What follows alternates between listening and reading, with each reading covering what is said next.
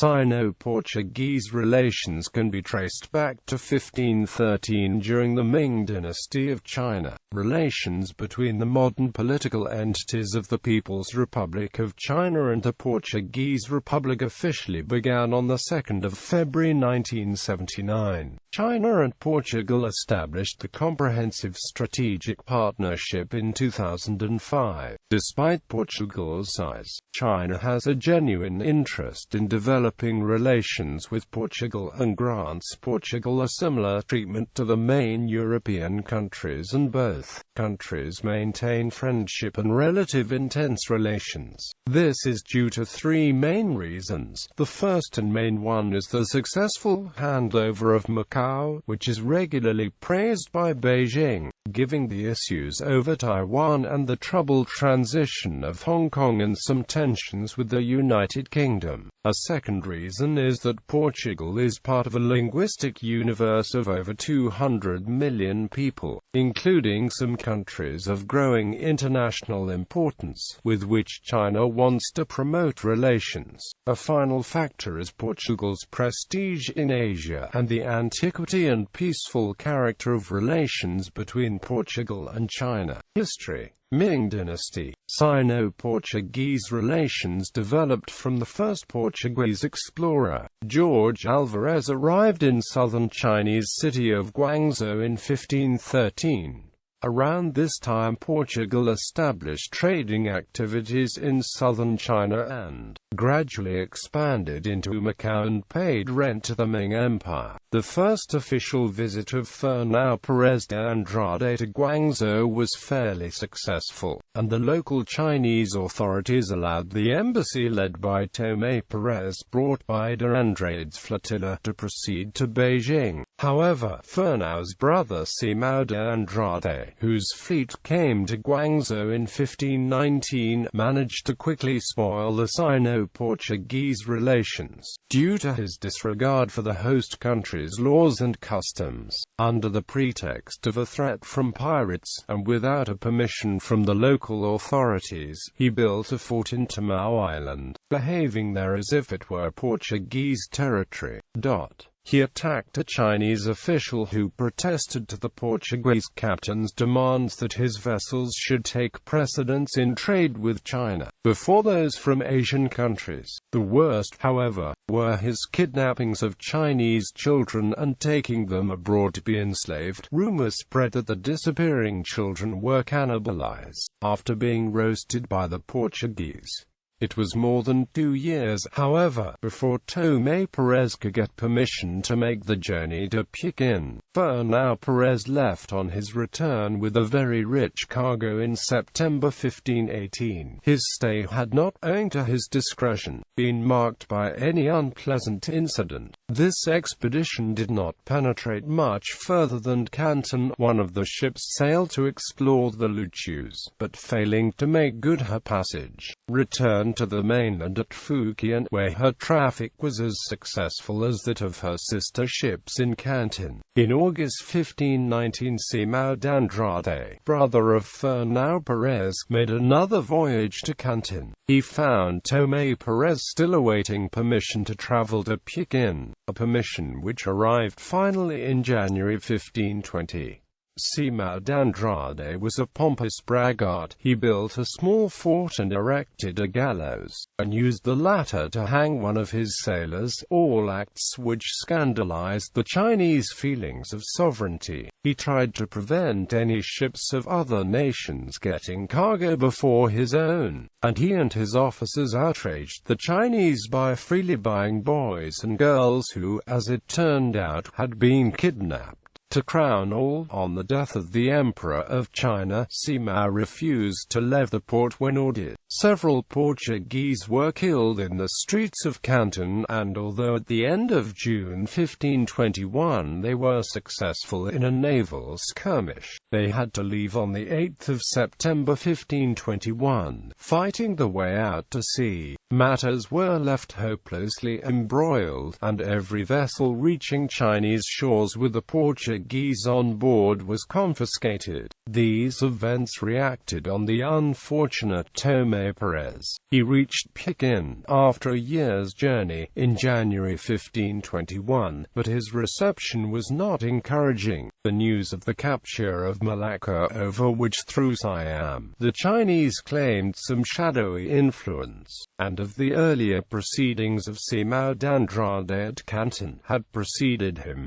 He was treated as a spy and refused even the privilege granted to other envoys, who were allowed to kneel and bow 5 times to the wall of the palace behind which the emperor was said to be living. He was sent back to Canton with orders that he was to be imprisoned until Malacca was restored, and thereafter a few years he died. The rise of Portuguese power in India, 1497 to 1550, by Richard Stephen Whiteway. According to a Chinese account, foreigners from the west called Falangi, who said they had tribute, abruptly entered the Bogan by the tremendously loud guns shook the place far and near. This was reported at court, and an order returned to drive them away immediately and stop the trade. Quote, Historic Macau, by Carlos Augusto Montalto. Jesus. The annexation of Tamu, apparently projected when George Alvarez erected the Padreo there, was boldly attempted by Simão de Andrade, another hero of Malacca, who in 1518 reached Tamu with a ship and 3 junks.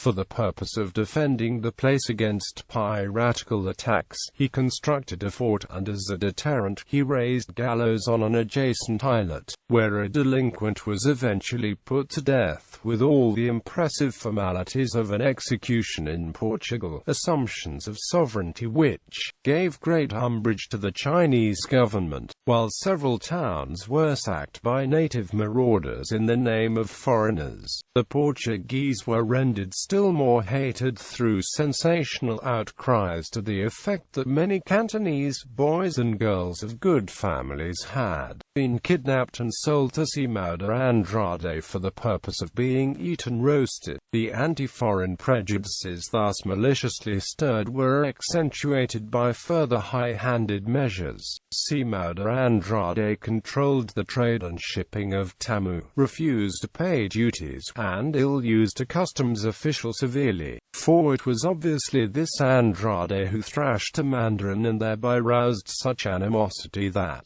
according to Gaspar da Cruz, 5, it ended in his desperate retreat with the loss of some vessels, whilst his related by Couto 6 and imperial edict in big gilt characters was posted over the gate of Canton forbidding admittance to long-bearded and large-eyed men. Quote, in almost every account of early Portuguese intercourse with China, Simão de Andrade is held up to execration as an inhuman, wanton marplot. For his assumption of authority at Tamu, no justification is found in the exasperating intolerance of Rarondrindom, the rife piracy, and the necessity of founding a Portuguese stronghold on such perilous and inhospitable shores, and while credence is readily given to every aspersion, the alleged iniquities are not even confronted with noteworthy antecedents. That Simão de Andrade, like Fernão Pérez de Andrade, was one of those distinguished officers whose sense of justice and humanity prompted them to protest against the outrageous execution of Cui Diaz. That for this reason they were put in chains. Historic Macau, by Carlos Augusto Montalto. Jesus. Young Chinese boys and girls were kidnapped by Simão to be sold as slaves. The King of Portugal, desirous of the trade of China, sent an ambassador in one of his captains to propose a commercial alliance. The ambassador was gladly received, and sent by land to Nankin, and the honorable behavior of Pedro de Andrade gained the important traffic of the harbour of Canton. On this officer's return to India, Sequeira the governor sent Simon de Andrade, brother to Pedro, with 5 ships to China, and whatever were his instructions, the absurdity of this action was only equalled by his gross insolence. As if he had arrived among beings of an inferior order, he assumed an authority like that which is claimed by man over the brute creation. He seized the island of Tamu, opposite to Canton. Here he erected a fort and a gallows, and while he plundered the merchants, the wives and daughters of the principal inhabitants were dragged from the Friends to his garrison, and the gibbet punished resistance. Nor did he stop even here. The Portuguese in India wanted slaves, and Andrade thought he had found the proper nursery. He published his design to buy the youth of both sexes, and in this inhuman traffic Har was supplied by the most profligate of the natives. These proceedings, however, were soon known to Tar Emperor of China, and the Portuguese ambassador and his retinue died the death of spies. Andrade was attacked by the Chinese Itao or admiral, and escaped with much loss by the favor of a tempest. After being 40 days harassed by a fleet greatly superior to his own. Next year Alonso de Mello, ignorant of these transactions, entered the harbour of Canton with 4 vessels, but his ships were instantly seized, and the crews massacred as spies and robbers by the enraged Chinese. And though the Portuguese afterwards were permitted to some trade with China, it was upon very restricted and disgraceful conditions. Conditions which treated them as a nation of pirates, as men who were not to be as trusted unless feted and watched. The works of the English poets, from Chaucer to Cowper, including the series edited with prefaces biographical and critical by Samuel Johnson, and the Percy Anecdotes, original and select by Sholto Percy, Reuben Percy. Even the very lascars and scullions of the Portuguese purchase and carry slaves away. Hence it happens that many of them die on the voyage, because they are heaped up upon each other, and if the masters fall sick, the slaves are not cared for. It even often happens that the Kaffirs cannot procure the necessary food for them. These scullions give a scandalous example by living in debauchery with the girls they have bought, and whom some of them introduce into the cabins on the passage to Macau. I here omit the excesses committed on the lands of the pagans, where the Portuguese spread themselves to recruit youths and girls, and where they live in such a fashion that the pagans themselves are stupefied at it. Quote, A History of Japan During the Century of Early Foreign Intercourse, 1542–1651, by James Murdoch, ISO. As a result, the Chinese posted an edict banning men with Caucasian features from entering Canton. The Chinese responded by killing multiple Portuguese in Canton and drove the Portuguese back to sea. After the Sultan of Bintan detained several Portuguese, the Chinese then executed 23 members of Tomé Perez's ill-fated embassy, and threw the rest into prison, where they resided in squalid, sometimes fatal conditions. After the Portuguese bribed their way into obtaining a trade mission in Ningbo and Quanzhou, they inflicted savage behavior against the Chinese, and raided the Chinese ports. In retaliation, in 1545 the entire Portuguese community of Ningbo were exterminated by Chinese forces. The Portuguese began trading in Ningbo around 1522.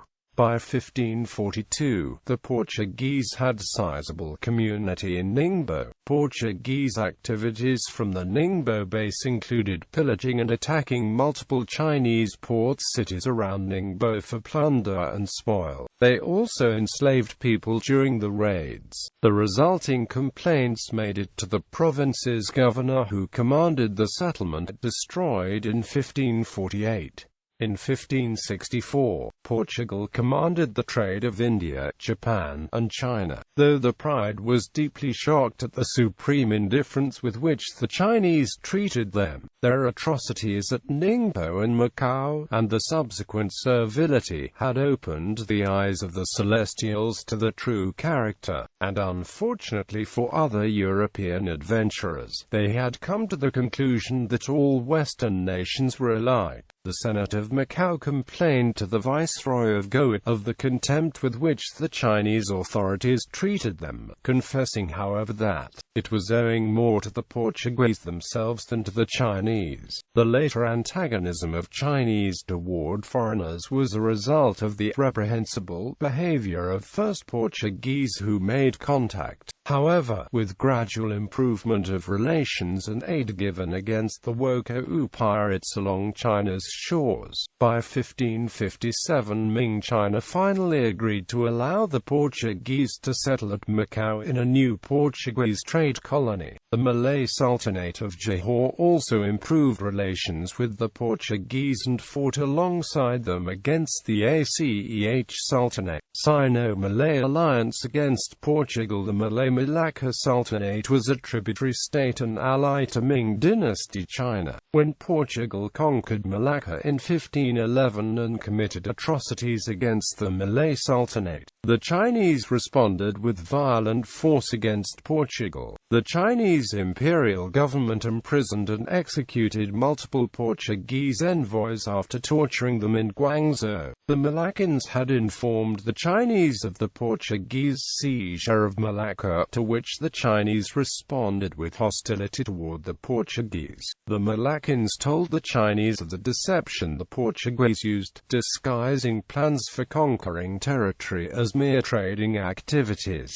and told of all the atrocities committed by the Portuguese. Due to the Malaccan Sultan lodging a complaint against the Portuguese invasion to the Chinese emperor, the Portuguese were greeted with hostility from the Chinese when they arrived in China. The Malaccan Sultan, based in Bintan after fleeing Malacca, sent a message to the Chinese, which combined with Portuguese banditry and violent activity in China, led the Chinese authorities to execute 23 Portuguese and torture the rest of them in jails. After the Portuguese set up posts for trading in China and committed piratical activities and raids in China, the Chinese responded with the complete extermination of the Portuguese in Ningbo, and Quanjo Perez, a Portuguese trade envoy, was among those who died in the Chinese dungeons. The Chinese defeated a Portuguese fleet in 1521 at the First Battle of Tamao, killing and capturing so many Portuguese that the Portuguese had to abandon the junks and retreat with only 3 ships, only escaping back to Malacca because a wind scattered the Chinese ships as the Chinese launched a final attack. The Chinese effectively held the Portuguese embassy hostage, using them as a bargaining chip and demanding that the Portuguese restore the deposed Malaccan Sultan to his throne. The Chinese proceeded to execute several Portuguese by beating and strangling them, and torturing the rest. The other Portuguese prisoners were put into iron chains and kept in prison. The Chinese confiscated all of the Portuguese property and goods in the Perez embassy's possession. In 1522, Martim Afonso de Melo Coutinho was appointed commander of another Portuguese fleet sent to establish diplomatic relations.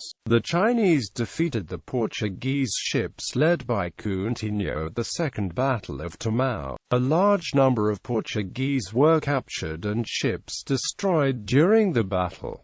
The Portuguese were forced to retreat to Malacca. The Chinese forced Perez to write letters for them, demanding that the Portuguese restore the deposed Malaccan Sultan back onto his throne. The Malay ambassador to China was to deliver the letter. The Chinese had sent a message to the deposed Sultan of Malacca concerning the fate of the Portuguese embassy, which the Chinese held prisoner. When they received his reply, the Chinese officials then proceeded to execute the Portuguese embassy, slicing the bodies into multiple pieces. The genitalia were inserted into the oral cavity. The Portuguese were executed in public in multiple areas in Guangzhou, deliberately by the Chinese in order to show that the Portuguese were insignificant in the eyes of the Chinese. When more Portuguese ships landed and were seized by the Chinese then executed them as well, cutting off the genitalia and beheading the bodies and forcing the fellow Portuguese to wear the body parts, while the Chinese celebrated with music.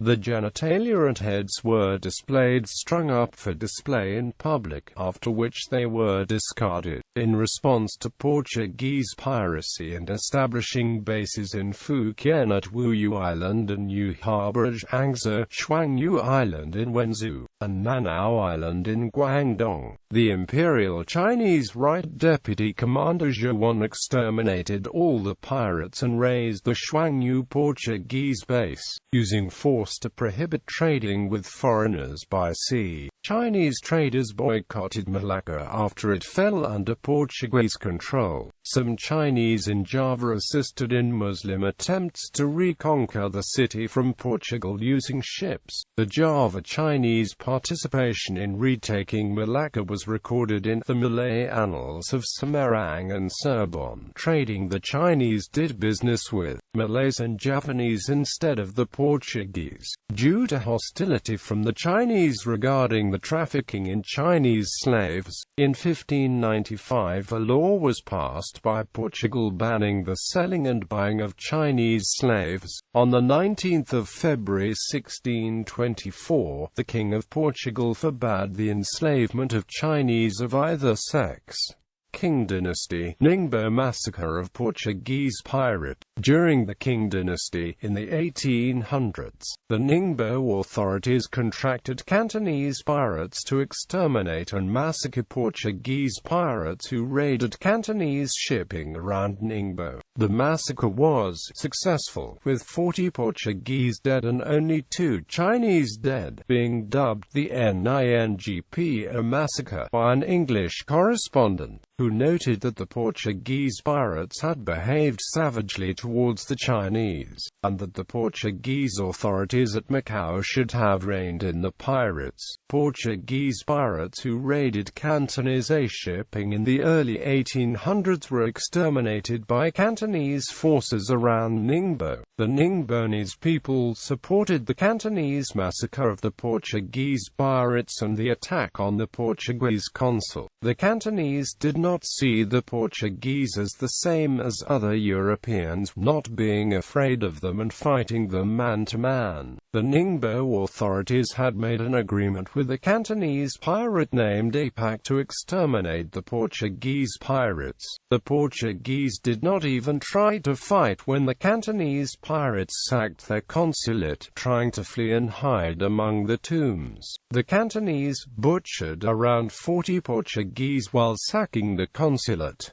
Only 2 Chinese and 1 Englishman who sided with the Cantonese died. Modern era. As China underwent turbulent times in the 19th and 20th century, Portugal maintained its colony in Macau by stationing its troops, refusing to pay rent and opposing the ruling Qing Empire. With the establishment of the People's Republic of China in 1949, formal diplomatic relations were not officially instated until 1979 and after the Carnation Revolution in Portugal, which began the period of decolonization. The Chinese government viewed Macau as Chinese territory under Portuguese administration. Relations between Portugal and China began to improve as talks in relation to Macau's future were conducted and final agreement reached to return Macau to Chinese sovereignty in 1999. After Macau returned to China, Portugal's ties with China has largely been about cultural and economic exchanges.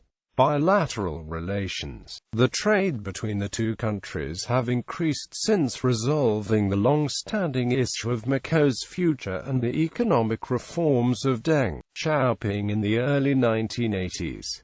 In 2002, trade between the two countries were valued at $380 million in 2002. China's exports to Portugal are textile goods, garments, shoes, plastics, acoustic equipment, steel materials, ceramic goods, and lighting equipment. China is Portugal's ninth biggest trading partner. Portugal's exports to China are electric condensers and accessory parts, primary plastics, paper, medicinal, textile goods and wine. Portugal has participated in Shanghai's Expo 2010 to further boost bilateral trade.